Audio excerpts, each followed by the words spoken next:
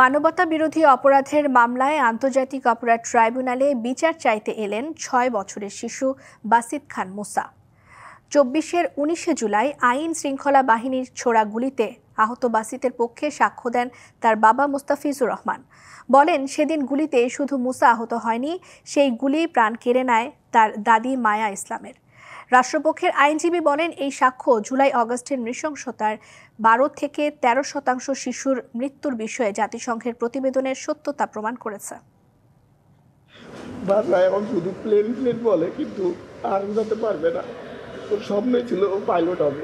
যে বয়সে দুরন্তপনায় মেতে থাকার কথা, সে বয়সেই অনেকটা নির্জীব নিশ্চুপ শিশুটি বাসিত খান মুসা। তার বাবা জানান, তার সদা প্রাণবন্ত এই শিশুটির এই মৃতপ্রায় অবস্থার শুরু গত বছর ১৯ জুলাই। বৈষম্য বিরোধী আন্দোলন যখন তুঙ্গে, তখন রাজধানীর বনশ্রী এইচ ব্লকের বাসার সামনে গুলিবিদ্ধ হয় মুসা। মাথা ভেদ করে যাওয়া সেই বুলেটে প্রাণ হারান মুসার দাদি মায়া ইসলাম। সেই মর্মান্তিক ঘটনার বিচার চাইতে সোমবার ট্রাইব্যুনালে আসে মুসা এবং তার বাবা মুস্তাফিজুর রহমান।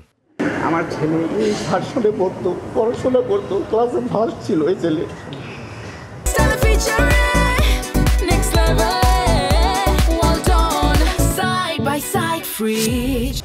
ছেলে খুব স্বপ্ন ছিল প্লেন চালাবে, কিন্তু স্বপ্ন বড় আর সত্যি হবে। কান্না জড়িত কণ্ঠে বিচারের দাবি জানান মাহারা এই সন্তান।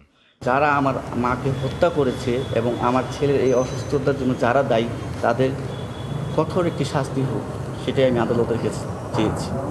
জাতিসংঘের প্রতিবেদনে জুলাই-আগস্টের সহিংসতায় ১৪০০ মৃত্যুর যে তালিকা উঠে আসে, সেখানে ১২ থেকে ১৩% শিশুর কথা বলা হয়েছে। রাষ্ট্রপক্ষের দাবি, সেই তথ্যের প্রমাণ মিলল।